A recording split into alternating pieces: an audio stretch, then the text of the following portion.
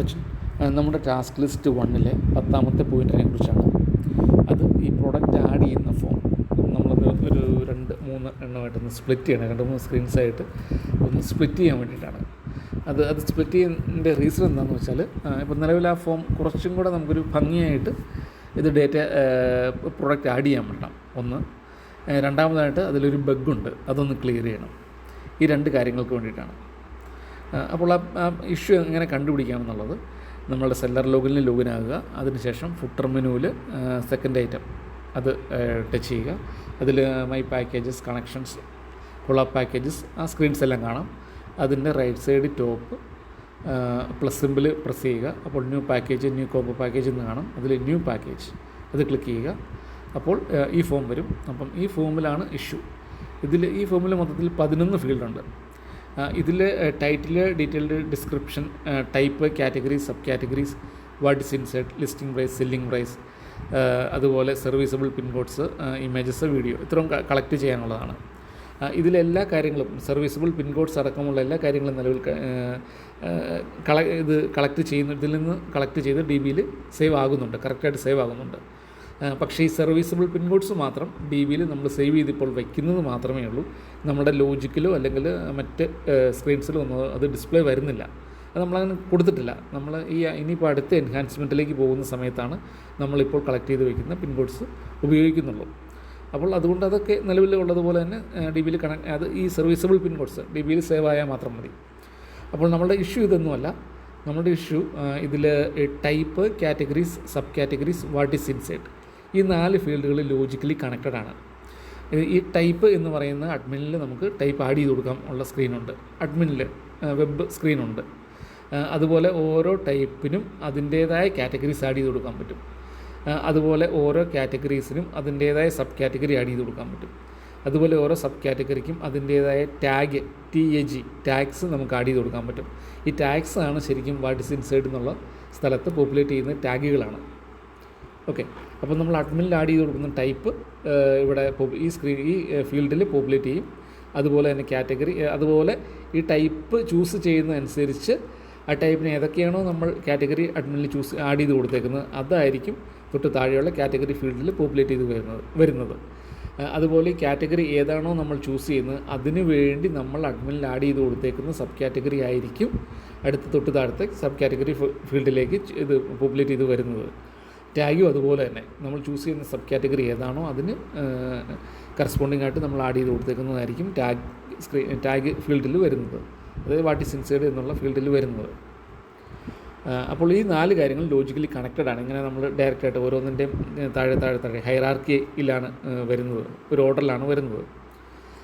അപ്പോൾ ഇവിടെ ഒരു ബഗ്ഗുണ്ട് ഈ ഒരു സെക്ഷനിൽ. അതെങ്ങനെയാണെന്ന് വെച്ചാൽ ടൈപ്പ് കറക്റ്റായിട്ട് ഇതെല്ലാം ആഡ് ചെയ്ത് കൃത്യമായിട്ട് വരുന്നുണ്ട്.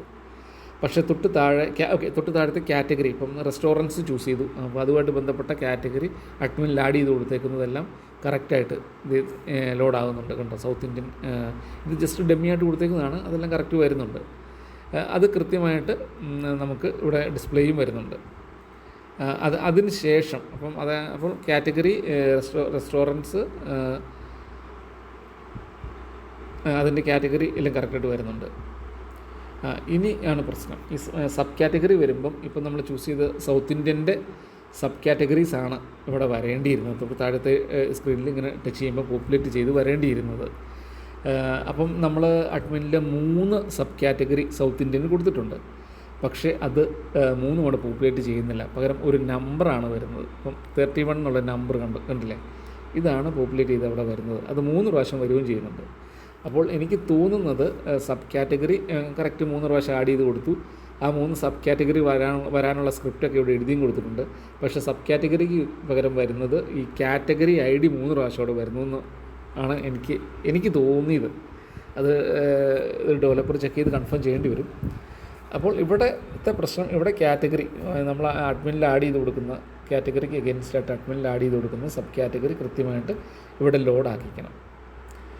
അതാണ് ഒരാവശ്യം. അതിന് ശേഷം കണ്ടോ, ഇപ്പോൾ ഒരു കറക്കം വന്നിട്ടില്ലേ, അത് ഒരുപക്ഷെ ഇങ്ങനെ ഈ നമ്പർ ഡിസ്പ്ലേ വരുന്നതുകൊണ്ടായിരിക്കും ഒന്ന് കറങ്ങി കാര്യങ്ങൾ നടക്കുന്നത്. അപ്പോൾ നമുക്ക് ആ കറക്കം മാറ്റണം. അത് കൃത്യമായിട്ട് ഡേറ്റ ഇവിടെ കറക്റ്റായിട്ട് വന്നാൽ അത് മാറുമായിരിക്കും. അപ്പോൾ ഞാൻ ഫോം സ്പ്ലിറ്റ് ചെയ്യുന്നതിൻ്റെ കാരണം ഈ ഒരു കറക്കം കൂടെയാണ്.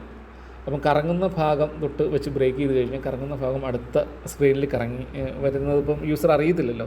കറങ്ങുന്ന ആ ഒരു സമയത്ത് അടുത്ത സ്ക്രീനിലേക്ക് പോയി കഴിഞ്ഞാൽ യൂസർ അറിയത്തില്ലല്ലോ കറങ്ങുന്നത്. ഓക്കെ, അതുകൊണ്ടാണ് സ്പ്ലിറ്റ് ചെയ്യാനുള്ള ഒരു റീസൺ. 3ആയിട്ട് സ്പ്ലിറ്റ് ചെയ്യാനുള്ള കറങ്ങുന്ന ഭാഗത്ത് വരുമ്പോൾ സ്പ്ലിറ്റ് ആക്കുക എന്നുള്ളതാണ് എൻ്റെ ഒരു റീസൺ. 3ആയിട്ട് നമുക്ക് സ്പ്ലിറ്റ് ചെയ്യാൻ പറ്റുമല്ലോ. ഓക്കെ, ഇപ്പോൾ നമ്മൾ പറഞ്ഞു വന്നത് സബ് കാറ്റഗറിക്ക് അത് വരുന്നില്ല, പകരം നമ്പറാണ് വരുന്നത്. അപ്പോൾ നമ്മൾ 31 എന്നുള്ള ഒരെണ്ണം വന്നു, ഒരെണ്ണം ചൂസ് ചെയ്തു. അപ്പോൾ അഡ്മിനിൽ ഈ സബ് കാറ്റഗറിക്ക് വേണ്ടി ഈ സബ് കാറ്റഗറിയിൽ നമ്മൾ ആഡ് ചെയ്ത് കൊടുത്തിരിക്കുന്ന ടാഗ്, അത് ഈ 31 ചൂസ് ചെയ്തതാണെന്നപ്പോൾ ടെക്സ്റ്റ് വരാത്തതുകൊണ്ട് എനിക്ക് കറക്റ്റായിട്ട് അറിയത്തില്ല, നമുക്ക് പെട്ടെന്ന് കണ്ടുപിടിക്കാൻ പറ്റത്തില്ല. പക്ഷേ നമ്മൾ പരിശോധിച്ച് DB ചെക്ക് ചെയ്ത് കഴിഞ്ഞാൽ പിന്നെ വരുന്ന ഭാഗം കറക്റ്റാണ്. കിഡ്സ് വെയർ, അതായത് അതുമായിട്ട് ബന്ധപ്പെട്ട് ടാഗ് അപ്പം വരുന്നത്. അപ്പോൾ അതിന് ശേഷമുള്ളത് കറക്റ്റായിട്ട് വരുന്നുണ്ട്. പക്ഷേ കറക്റ്റായിട്ട് വരുന്നു എങ്കിലും നമുക്ക് പറയാൻ പറ്റില്ല. കാരണം ഇവിടെ സബ് കാറ്റഗറി കറക്റ്റായിട്ട് ടെക്സ്റ്റ് വന്നാലാണ് നമുക്ക് കണക്ഷനൊക്കെ മനസ്സിലാക്കി തന്നെ ചൂസ് ചെയ്യാൻ പറ്റത്തുള്ളൂ. നിലവിൽ അത് നടക്കുന്നില്ല. പക്ഷേ എന്തോ ഒരു വാല്യൂ കിഡ്സ് വെയർ എന്നൊക്കെ പറഞ്ഞ് ടാഗിൻ്റെ അവിടെ വരുന്നുണ്ട്. ഓക്കെ, അപ്പോൾ അതൊന്ന് ചെക്ക് ചെയ്ത് ഒന്ന് കൺഫേം ആക്കണം. ബാക്കി കാര്യങ്ങൾ, ഇമേജസ് കാര്യങ്ങളെല്ലാം ഭംഗിയായിട്ട് അതെല്ലാം സേവ് ആകുന്നുണ്ട്. അപ്പോൾ ഇതിൻ്റെ ലോജിക്ക് കറക്റ്റായിട്ട് വർക്ക് ചെയ്യുന്നുണ്ടെന്ന് ഉറപ്പ് വരുത്തണം. പിന്നെ ഇതിൽ ലോജിക്കിൽ ഒരു കാര്യം കൂടെ ഉണ്ട്. നമ്മൾ ടൈപ്പ് ഒരു സമയം ഒരെണ്ണമാണ് സെലക്ട് ചെയ്യാൻ പറ്റത്തുള്ളൂ, അത് മതി. പക്ഷേ ഈ ടൈപ്പിന് അനുസരിച്ച് നമുക്ക് എത്ര കാറ്റഗറി വേണമെങ്കിലും അഡ്മിനിൽ ആഡ് ചെയ്യാം. അതുമായിട്ട് ഡയറക്റ്റ്ലി കണക്ട് ആയിട്ടുള്ള എത്ര എണ്ണം വേണമെങ്കിലും നമുക്ക് അഡ്മിനിൽ ആഡ് ചെയ്ത് കൊടുക്കാൻ പറ്റും. ഈ കാറ്റഗറീസ് മൾട്ടി സെലക്ഷനാണ്. കാറ്റഗറിയിൽ ഇപ്പം 2-3 കാറ്റഗറീസ് നമുക്ക് ഒരുമിച്ച് ഇതുണ്ടല്ലേ സെലക്ട് ചെയ്ത് വെക്കാൻ പറ്റുന്നുണ്ട്. അതങ്ങനെ തന്നെ വേണം. അപ്പോൾ ഇനിയിപ്പോൾ സബ് കാറ്റഗറീസിലേക്ക് വരുമ്പോൾ ഇത് രണ്ടിൻ്റെയും സബ് കാറ്റഗറീസാണ് താഴത്തെ ഫീൽഡിൽ വരേണ്ടത്. ഓക്കെ, പക്ഷേ അത് ഇവിടെ സംഭവിക്കുന്നില്ല. പകരം എന്ത് ചെയ്തിട്ടില്ല, ഇപ്പം ഈ 32 എന്നുള്ള നമ്പറൂടെ, അതായത് താഴെ നമ്മൾ കൊടുത്ത് 31, അതുപോലെ തന്നെ ഒരു 32 ഒക്കെ കയറി വരുന്നുണ്ട്. അതായത് ഇപ്പം ഞാൻ അഡീഷണലായിട്ട് നോർത്ത് ഇന്ത്യൻ കൂടെ കാറ്റഗറി എടുത്തല്ലോ. അപ്പോൾ അതിൻ്റെ സബ് കാറ്റഗറി ആയിട്ടുള്ള 2 എണ്ണം, അതിന് 32 എന്നും പറഞ്ഞ് അത് ആ നമ്പറും കയറി വരുന്നുണ്ട്. ഓക്കെ, അപ്പോൾ നമ്മൾ കാറ്റഗറി മൾട്ടി സെലക്ഷനാണ്, സബ് കാറ്റഗറീസും മൾട്ടി സെലക്ഷനാണ്, ടാഗും മൾട്ടി സെലക്ഷനാണ്. അപ്പോൾ ഈ സൗത്ത് ഇന്ത്യൻ നോർത്ത് ഇന്ത്യൻ ഇവിടെ ഞാൻ ചൂസ് ചെയ്തത്. അപ്പോൾ അതിൻ്റെ രണ്ടിൻ്റെ സബ് കാറ്റഗറീസാണ് ഇവിടെ കാണിക്കേണ്ടത്. അവിടെ ഞാൻ എന്തൊക്കെ ചൂസ് ചെയ്യുന്നു അതിൻ്റെയൊക്കെ ടാഗുകളാണ് താഴെ വാട്ട് ഈസ് ഇൻസൈഡിൽ കാണിക്കേണ്ടത്. ഓക്കെ, അപ്പോൾ ആ ലോജിക്ക് ഒന്ന് കറക്റ്റ് ആക്കണം. അതിനുശേഷം അത് കറക്റ്റായി കഴിയുമ്പോൾ കറങ്ങുന്ന കാര്യം മാറുന്നുണ്ടോ എന്ന് നോക്കുക. സെർവറിലേക്ക് കോള് പോകുന്ന അതാണ് ഒരു കറക്കമായിട്ട് കാണിക്കുന്നത്, അത് മാറുന്നുണ്ടോ എന്ന് നോക്കുക. അതുപോലെ നമുക്ക് ആ ഒരു ഏറ്റവും സ്യൂട്ടബിളായിട്ടുള്ള ഒരു മീനിങ് കിട്ടുന്ന സ്ഥലത്ത് വെച്ച് ഫോം ബ്രേക്ക് ചെയ്ത് 3 ആക്കി നമുക്ക് 3 സ്ക്രീൻസാക്കി മാറ്റി ഫോം സെറ്റാക്കുക. ഇതാണ് ആവശ്യം.